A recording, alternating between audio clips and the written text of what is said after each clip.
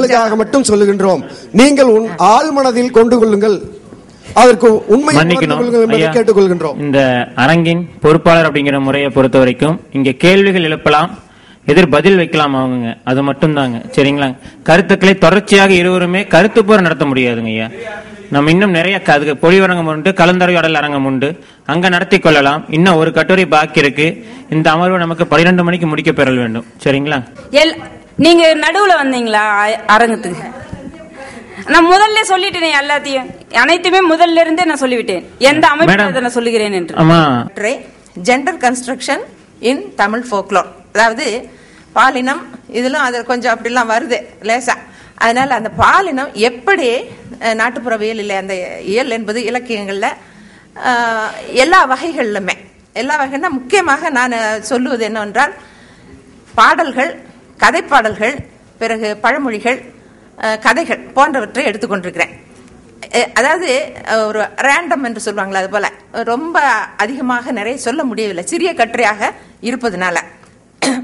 இது இரண்டும் ஆங்கிலம் கொஞ்சம் வரும், தமிழும் வரும், ஏன்னா ஆங்கிலத்தில் கட்டுரை இருப்பதனால.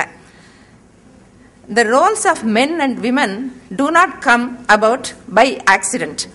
Rather, they are learned and internalized both in practices and through concepts and images. Practices, the division of labor, images, the concepts and ideals linked to female and male are all a part of the traditional culture of any society. நிறைய நான் விட்டுட்டு முக்கியமானது மட்டும் சொல்றேன்.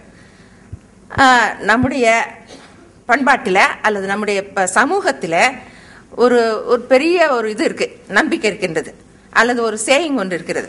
Most of the people in India strongly believe what Manu said about woman. It is, in childhood a female must be subject to her father, in youth to her husband, when her lord is dead to her sons. A woman must never be independent.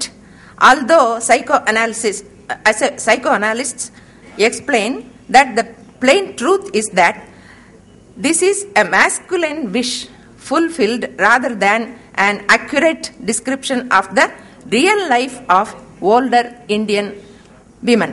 இப்பவே கொஞ்சம் உங்களுக்கு லேசா கொஞ்சம் வரலாம், கோபம் வரலாம். Cultural messages. In the fairy tales, women answer with great frequency. They almost never pose a question.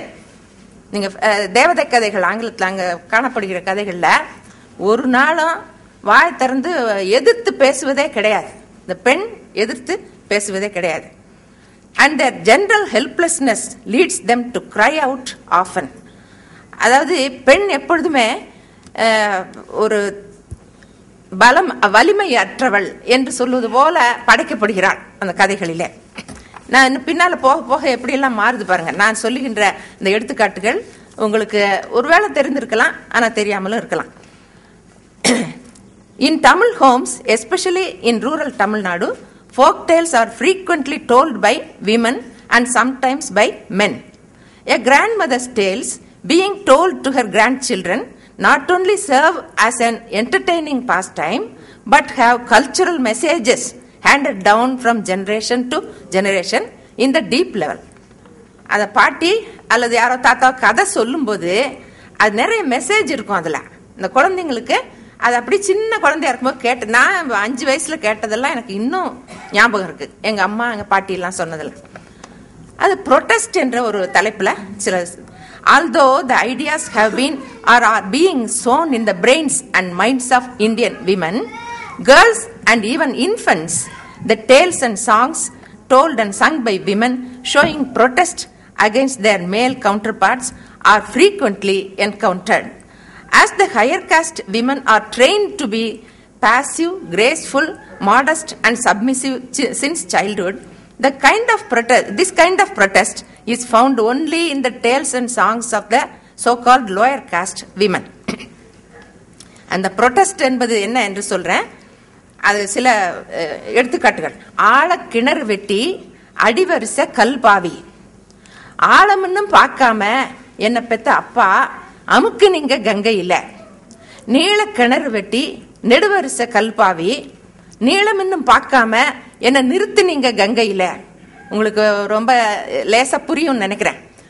ஆழ கிணறு வெட்டாத அந்த கணவனுடைய கொடுமையை பற்றி சொல்லாம சொல்றான். கணவன் அங்க எங்கேயோ உட்காந்துருப்பான். அப்பாவோ அம்மாவோ இறந்து போன நிலைமை, அந்த உடம்பு கிடக்கிறது, அதை பார்த்து விட்டு அழறாவ. அவளுடைய அந்த அழுகையெல்லாம் எப்படி இருக்கு பாருங்க. ஆழ கிணறு, அவ்வளவு பெரிய ஆழமான கிணறு வெட்டி அடி வரிசை கல் பாவி, அடியில நல்ல கல்லா போட்டு வச்சுட்டீங்க. நல்ல கல் கிடக்கு. அதுல விழுந்தா செத்து தான் போனோம், வேற வழியே இல்லை. அப்படிப்பட்ட ஆழமான ஒரு கிணறு, அடிவரிசை கல்பாவி, ஆழம்னு பார்க்காம என்ன அமுக்கு நீங்க கங்கையில இந்த இது கிட்ட கொண்டாந்து விட்டுட்டீங்களே என்று அது உட்கார்ந்துருக்காங்க. அந்த பக்கத்துல உட்கார்ந்துருப்பாரு அவரு. அவரும் கேட்பாரு, அதை பாடிட்டு போட்டுன்னு சும்மா உட்கார்ந்துருப்பாரு போல இருக்கு. அதனால இப்படிப்பட்ட பாடல்கள் ஏராளமாக இருக்கின்றன. இந்த ஒரு பாட்டு, பதக்கு பலாமரமாம் படமடிக்கும் உத்தரமாம், என்ன படம்னு பார்க்காம பதறி வெல கூறினீங்க, செதுக்கு பலாமரமாம் சிலையடிக்கும் உத்தரமாம், சிலையின்னும் பாராம என்ன செதறி வெல கூறினீங்க. எப்படி அழகா வருது பாருங்க. பதறி வெல கூறினீங்க, செதறி வெல. அதாவது வேகமா நம்ம சில சமயத்துல அவசரமாக நம்முடைய வீட்டையோ ஏதோ ஒரு சொத்தையோ விற்கிறதுக்கு பார்த்தோம்னா அப்ப அடிமாட்டு விலைக்கு கேட்பாங்க. பார்த்துருக்கீங்களா? உங்களுக்குலாம் ஒருவேளை அனுபவம் இருக்கலாம், எங்களுக்கு இருந்தது. அவசரமாக விட்டு போக வேண்டும் அப்படின்னு சொன்னா அங்க அடிமாட்டு விலை கேட்பாங்க. நம்ம ஒரு 20 லட்சம் வச்சு நினைச்சோம்னா அது 10 லட்சத்துக்கு கூட போகாது. அதுதான் அந்த பதறி விலை கூறுறது அல்லது செதறி விலை கூறுறது. போ, நீ எப்படியா போய் தொலைஞ்சா சரிதான் அப்படின்ட்டு அந்த பெண்ணை அந்த மாப்பிள்ளைக்கு கட்டி வச்சாங்க. அது அவ சொல்றா, பதக்கு பலாமரமாம் படமடிக்கும் உத்தரமானா அவ்வளவு அழகான ஒரு மரம், ரொம்ப அதாவது பியூட்டிஃபுல் ட்ரீ அப்படின்னு சொல்ற மாதிரி அப்படி இருக்கான். அதான் தன்னுடைய அழகை பற்றி தானே சொல்லிக்கிறாவ. அது என்ன படமடிக்கும் உத்தரமா, ஆனா கடைசியில அந்த படம்னு பாராம என்ன பதறி வெல்ல கூறினீங்கன்னா அது அதனுடைய சிறப்பை எல்லாம் நீங்க உணரவே இல்லையே, என்ன கொண்டு வந்து இந்த மாப்பிள்ளை கொடுத்தீங்களே என்று சொல்லுவது போல இப்படி நிறைய இருக்கு. அப்புறம் இதே மாதிரி அமெரிக்க பெண்மணி ஒருத்தர் பண்ணியிருக்காரு. அவங்க செங்கல்பட்டு டிஸ்ட்ரிக்ட்ல இருந்து இதே மாதிரி நிறைய அவங்களும் கொடுக்குறாங்க. சரி, அடுத்து the second kind of laments raises questions relating to sacrifices of physical comforts. அதாவது நிறைய இப்ப அவங்க சொன்ன மாதிரி அந்த வலையில உடைக்கிறது, அது இது, அந்த விதவையா போன பெண்ணுக்கு பண்ற அக்கிரமங்கள்லாம் இப்பொழுது நிறைய குறைந்து விட்டது என்றாலும் இன்னும் கூட கிராமங்கள்ல நடக்கின்றது. அதை நம்ம ஒன்றும் தப்பிக்க முடியாது, அதெல்லாம் இல்லைன்னு சொல்லவே முடியாது. நகரங்கள்ல இல்ல, நான் ஒத்துக்கிறேன்.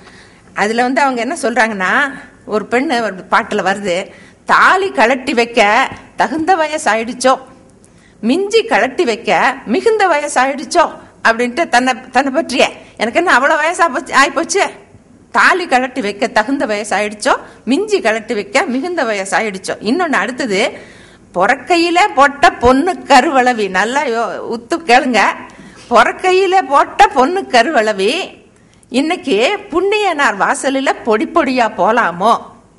அப்ப பொறக்கையில எனக்கு பிறந்த போதா போட்டாச்சியா, ஏன் இப்ப அதுக்கு அந்த வேலையில நான் சாகர மட்டும் போட்டுக்கலாம்ல, இப்ப ஏன் இந்த இவர் செத்து போனோன்னு அதை உடைக்கணும் அப்படின்னு கேக்குற மாதிரி இருக்கு. அப்படித்தான் கேக்குறாவ. பொறக்கையில போட்ட பொண்ணு கருவளவி இன்னைக்கு புண்ணியனார் வாசலில பொடி பொடியா, விதவினுடைய பாட்டு. தரிக்கையில போட்ட தங்க கருவளவி, தரிக்கையில பொறக்கையில பரவாயில்ல, வயத்துல இருக்கும் போதே போட்டாச்சான். அப்ப தரிக்கையில போட்ட தங்க கருவளவி தருமனார் வாசலில தவிடு பொடி ஆகலாமோ என்று அந்த கேட்டீங்கன்னா ரொம்ப, அதாவது அர்த்தத்தோட அவங்க பேசுவாங்க, அர்த்தம் இல்லாம அங்க பேசுவது கிடையாது.